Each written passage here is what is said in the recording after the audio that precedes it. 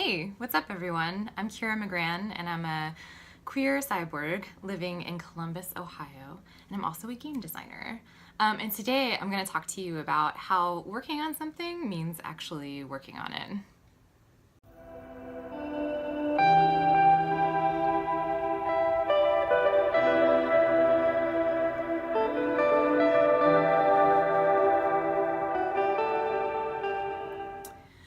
So sometimes when I'm working on a game, I hit a wall. This is a common thing with creative work. Sometimes you're going, and then suddenly, oh gosh, what do I put here? Or I haven't had a complete thought about this. I need to think about it longer. Or I need to look something up about history that I don't know and it's going to take me some time. Or something that seems big, right?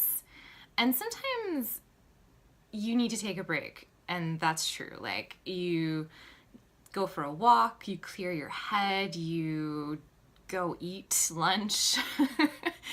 Don't forget to eat. All those things can kind of help move you past that block sometimes. But other times, that's just your anxiety talking. It's your brain being like, I don't know what to do next, and I'm kind of freaking out, so I'm just gonna step away. And you can't let your brain do that. Because you have to remember that our brains are really only working on something when you're working on them.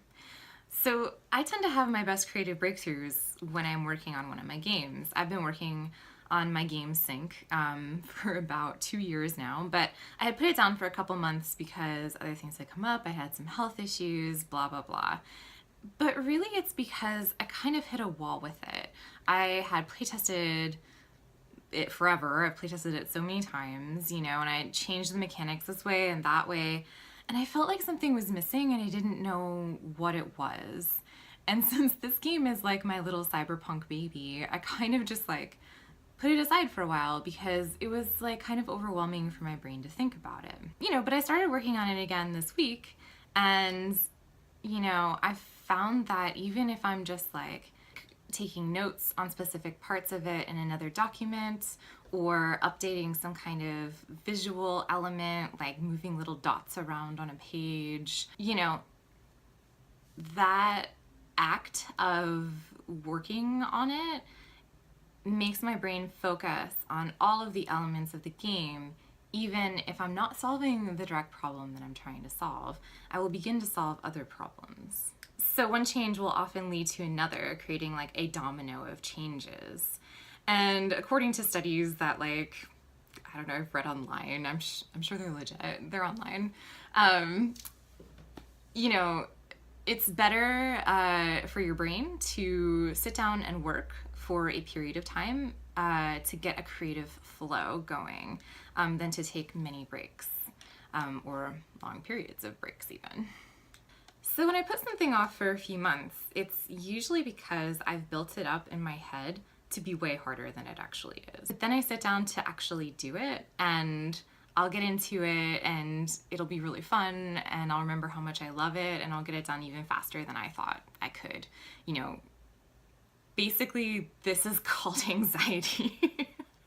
I have it. And I have creative anxiety.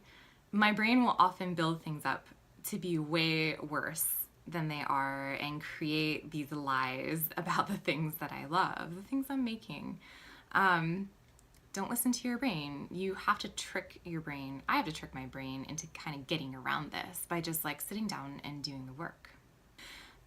This isn't necessarily a lecture to you, it's more of a lecture to me, but I think that it helps to share this with people, especially creative people, and especially game designers. Like, the only way you're gonna get better at designing games and writing them is by actually designing games and writing them.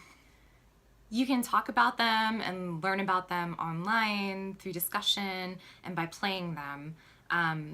But the act of doing will always be the best teacher. This means your work will always get progressively better. And your anxiety brain will always look back at your old work and be like, oh my God, that sucked. But the fact is that your older work will never be as good as your newer work because you're hopefully always improving and always creating things better than you did before. And it's okay if you feel like something you did in the past sucked, because that's only in comparison to what you're doing now. Because you made all of that, and you accumulated skill points, and you flippin' leveled up, like you got better. So stick with it, my friend. Do not listen to your anxiety brain. Fail forward, which basically means that in order to succeed, in order to create something or finish something, you have to fail a lot first. Failure is the most important part of the creative process. Just keep reminding yourself of that. Don't be afraid of it. Embrace it like an adorable white dragon. Thanks so much for listening to my creative insights. Please click the like button, share with your friends, and subscribe because I create new videos every few days. And please check out my Patreon, which is linked below, which is where I'm creating analog experimental games. And you can also support these videos by donating even $1 or $2 to that. So thanks, friends. See you next time.